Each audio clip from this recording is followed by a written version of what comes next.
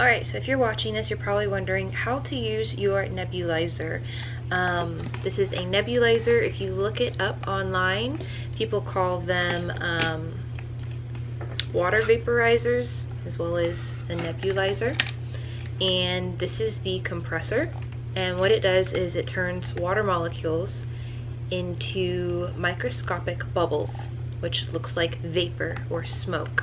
If you were to put your hands in front of this vapor, you're not going to feel any wetness. These bubbles are very, very, very tiny. It just looks like smoke, and you're going to breathe it in through one of the mouthpieces. This compressor that I have here is about $35. I got it off of Amazon. I'll have it linked below if you're interested in this one. It is 110 volts, I believe, 60 hertz, and it works pretty well. I have no issues with it. It's a lot quieter than the ones of my youth. When I was a kid, our doctor would put a lot of our medicines into nebulizer form, or just liquid, so we could use it that way because we were too young for pills and things like that. So it's just an easy way just to get your medicine, which you can also use this for medicines, herbs, mineral salts, anything pretty much, even essential oils. So this is the mouthpiece that I like to use. It comes also with the masks. I don't really like having the mask on because then it's just everywhere. The vapor is everywhere. You'll find with the vapor, I mean, it's glutathione. The vapor's gonna get all over your teeth and your mouth. You're gonna taste metallic, which is what people say they taste when they get the glutathione IV. Immediately after this, you are going to notice a difference in your skin. I did. It does give you that instant glow, which, using something internally, the only other instant glow I get is after I do a coffee enema. And that's only if I'm able to keep the coffee, as well as I add like a teaspoon of glutathione into it. It only works that well if you're able to actually keep the enema in for like 15 to 20 minutes to get the most of the nutrients. This takes about 25 to 30 minutes. That's one of the drawbacks to this method.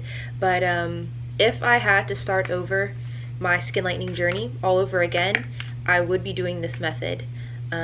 People are asking about liposomol, so which is better for absorption, doing the liposomol or doing a nebulizer with glutathione?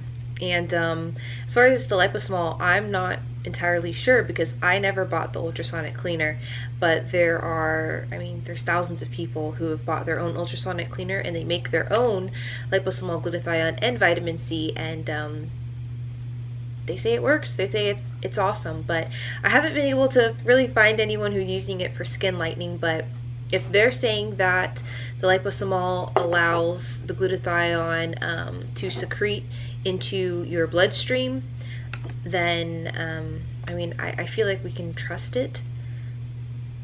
You're going through, it's a multi-step process. The only thing you're gonna have to do is, since you're doing it for skin lightening, you're gonna have to figure out the dosage, because other people aren't taking it for that purpose, so they're not going to be drinking as much as you are going to be. So you're going to have to make larger batches, and from what I found, making even a regular batch, it takes about 20 to 30 minutes. Some people say they set out a whole hour to make up a whole batch to last them for like a week, so keep that in mind. So let's get started. Get your glutathione. I have my glutathione right here. You can use any powdered glutathione, it doesn't matter. Just pick a brand that you feel like you trust. And I'm going to be using 2,000 milligrams, so this is a teaspoon of glutathione. And get you some baking soda. Baking soda is very important. I tried to do this without baking soda, and I will show you why. You're definitely going to want to add a little bit of baking soda. Don't forget your water. People have been asking what type of water. I've seen people use nebulizers with spring water. I'm using distilled water. So some people use distilled, some people use spring. Gosh, even our aromatherapy diffusers, if you diffuse essential oils, or like a humidifier, even they say use distilled water. So I'm just going to use distilled just to be safe. I don't want any clogs or anything in my nebulizer, but I mean, really, no one's said that you can't use it. Now, if you're doing an enema, by all means, use the distilled water. If you're doing a rectal implant or syringe, use distilled water. If you do not, you will notice you're gonna get the stomach cramps of a lifetime. It is not fun. But in this case, I feel like you're fine using distilled or mineral water, whatever, bottled water. And then I have a little syringe. This is optional. Really all you need is half a teaspoon of water. So half a teaspoon, you're gonna be up to like about right there. If your plunger, if you have like a little plunger like this and you can't tell, like let's say your numbers have smudged off, you can just take your finger. So I like to take my pointer finger, and from where my skin meets probably the tip of my meat on my natural fingernail bed, that's about how much half a teaspoon is, which for me, that's what it is. I don't know, if you have really tiny nail beds, it might be a little less, but for me, that's what I do. Also, make sure you're using a syringe that is not used for anything else. This is strictly for water. Do not use, because you can use this as a rectal syringe, yeah, I have a whole pack of rectal syringes, so I have some that I can use for water, some that I put up my butt. Do not put the ones up your butt into your water to make this. Like, that's just gross.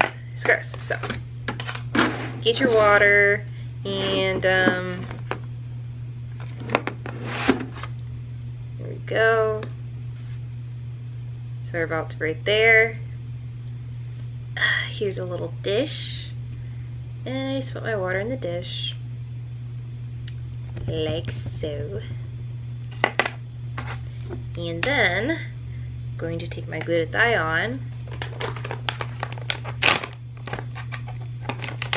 some milky white goodness.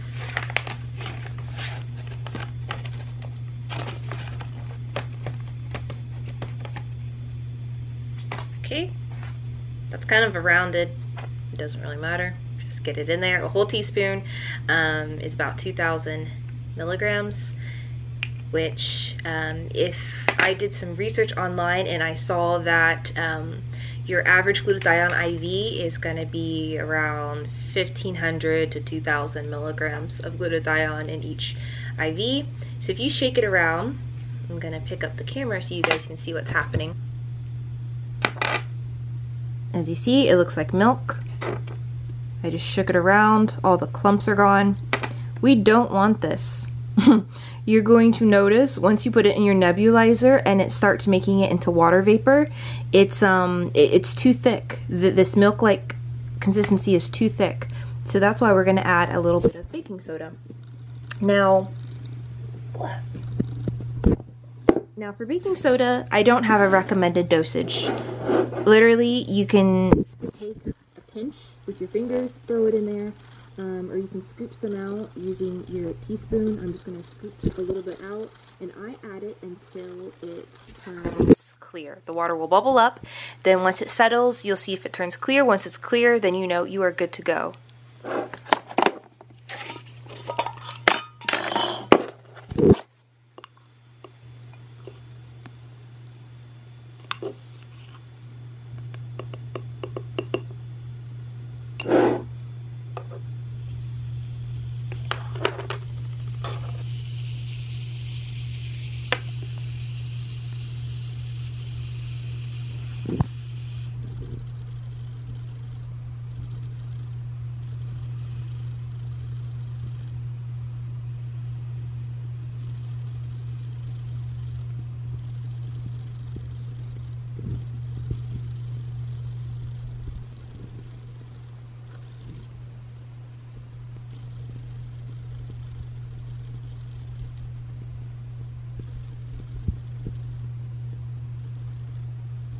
As you see, it's starting to get a little opaque. I'm going to add a little bit more.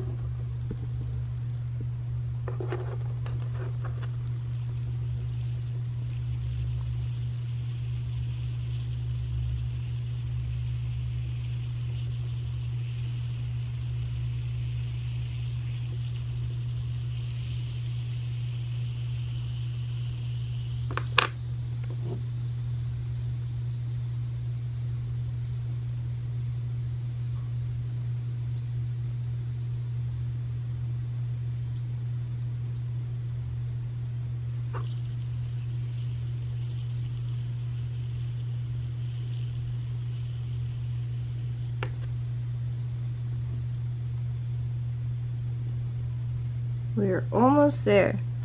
A little bit more.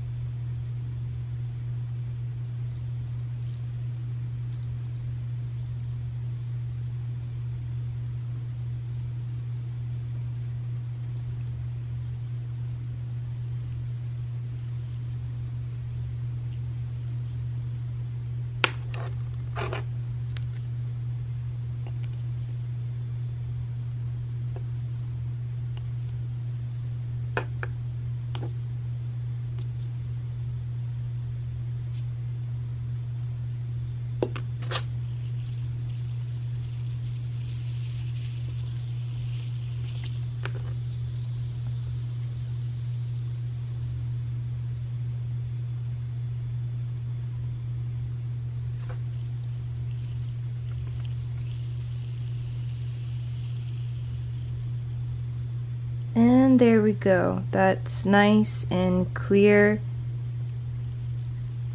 That is what we want.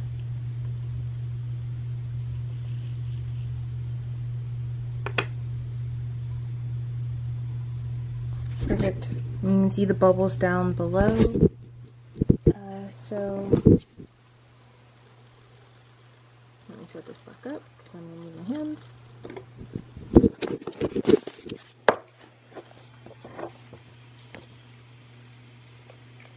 Okay, so just take this off. This thing stays in here. I mean, it's self-explanatory. Here's our water. Trying not to drip it. Let's see if I can get it to focus.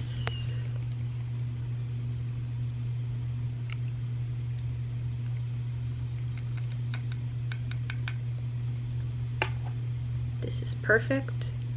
I don't know if you guys are able to read it, but we are at the 6 cc. This is as much liquid as you can get in here. You cannot go over that 6 cc. So please keep that in mind. And like I said, this is going to take 30 to 35 minutes for this treatment. Less water you use, the quicker it will go. But I guess if you didn't want to do a full 2,000 milligram glutathione treatment, you could maybe do 1,000 and then use even less water and it would go quicker. Let's say if you had to be somewhere, but you know, I do this early in the morning, first thing in the morning, and then this is the last thing I do at night before I go to bed. I just get really nice and comfortable. You want to keep this up at all times. If you're wearing the mask, you'll notice that the mask keeps it up, so then you can, you know, have your hands free. You can be typing, whatever, reading a book, whatever you need to do until it's over. As you see, we're nice and clear for our liquid. If it's looking like milk, you're gonna have silt in the bottom. So just add as much baking soda as you need until you get nice and clear. And you know, give it about 5 minutes to allow the baking soda to let's focus in on that. Give it about 5 minutes to even allow the baking soda to do its job. It's not an instantaneous thing. I'm not going to speed up this video or cut out anything, just so you guys can see how long the entire process takes until you get it to that clarity. You don't need measurements to add the baking soda. You just use a little bit in there. You're going to see a difference. Within the first time that I did it, I saw a difference, and now that I'm doing it twice a day, I mean, it's overkill. You could definitely get away with only doing this once a day.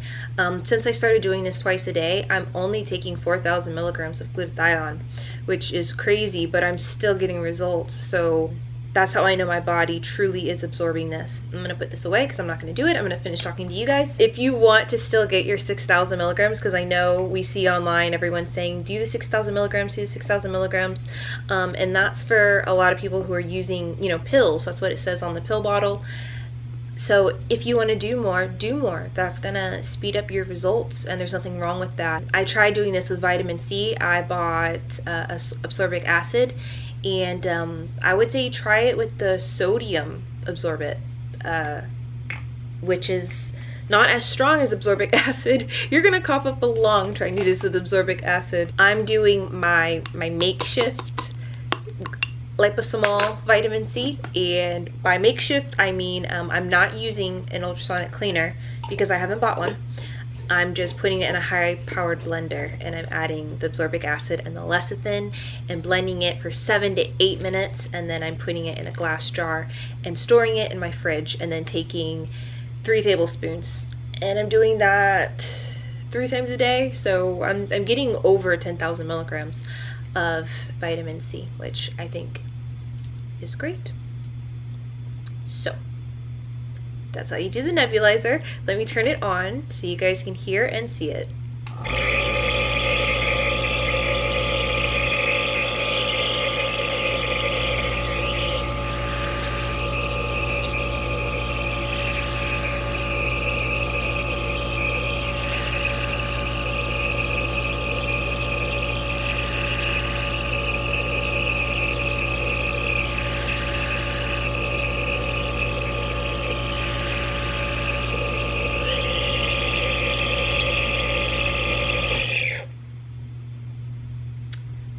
Let's talk about some drawbacks. Obviously you're sitting there for 30 to 35 minutes until this thing is done. When it's done, you'll see your water is, you know, gone. And you'll also notice you don't have any more vapor coming out. Another drawback is that, you know, it smells like glutathione, which glutathione is a sulfur compound, which I did not know that. I learned that from one of the doctor's offices that made a video showing how to use the nebulizer and all of that. But so yeah, it kind of, you know, glutathione tastes and smells, I don't want to say it tastes like rotten eggs, but you know, it has an eggy type smell. So I mean, it doesn't smell the best. It's not the worst smell, but if you're doing this in a room, you know, the room's gonna smell like glutathione when you're done. That's just how it is. Thankfully with this compressor, it's pretty quiet, so if I have this on and I step out of the room, I can't hear it if the door is closed. So it's not that loud, which is awesome. But it still makes noise. It still makes noise. I would say, you know, doing a rectal implant, a drawback obviously is the bile. You're gonna have to let that bile out of your body sometime within the day. It has to happen. So the beginning of this video where I added the water, the glutathione, and the baking soda, those are the exact steps I take for when I'm doing the rectal syringe. The only difference is that once it's all in here and it turns opaque, then I suck it back out into my rectal syringe and I put some coconut oil on this, and then I stick it up my bum. But I only stick it up to like here, so let me move down the stopper. So yeah, and you're only sticking it this far into your bum, so please keep that in mind. And then, you know, you're just slowly depressing. Do this laying down. I do it laying down on my left hand side. I don't know the significance of doing it on your left hand side. It's just a thing with people who do enemas. It's always recommended that you do an enema laying down on your left hand side, and I'm sorry, I can't remember why we do this, but I don't know. You can do it on your right hand side. I haven't died, but yeah, so just depress it, and it takes like 60 seconds, just slowly. You don't want to just squirt all of that into you, okay? But it's the exact same thing. Do not use pure glutathione powder and try to do a rectal syringe that way. If you're doing with some of these companies, as you already know, some of them are, you know, mixing the glutathione with, you know, other compounds, which in their defense, they do have it on the ingredients of everything that's in it. So if you're buying glutathione capsules, you see all of the preservatives and just everything that's in it and everything that even makes up the capsule. So even when I'm breaking open the capsule, I'm noticing that, one, there isn't enough powder to even equal 1,000 milligrams of glutathione, because I know what 1,000 milligrams of the powder looks like. But in two, it's much milder. So you can break open a capsule. If you're using certain brands, each brand is different, but certain brands, you can just break open that capsule, add it to the water, and stick it in your rectal syringe, and you'll feel no discomfort at all, which is interesting. But if you buy just pure glutathione, you'll see that you might have some irritation down there. It'll feel like it's tingling, or it'll feel like it's burning, and you're gonna want to go to the bathroom, which you don't want that. So add the baking soda to it and you won't feel any of that, and you'll get all of that goodness. The only thing is, I would allow it to stay inside of you for at least 15 to 20 minutes. But it is going to pull bile out. So you'll notice what's going to come out is perhaps mucousy or watery. So it's not going to be an actual stool or an actual bowel movement. So it's going to feel like you have to go. It's bringing out mucus and it's bringing out liquid. And the liquid's going to double or triple the amount of what you added in. Because at first, when that first happened to me, I was like, I think I just...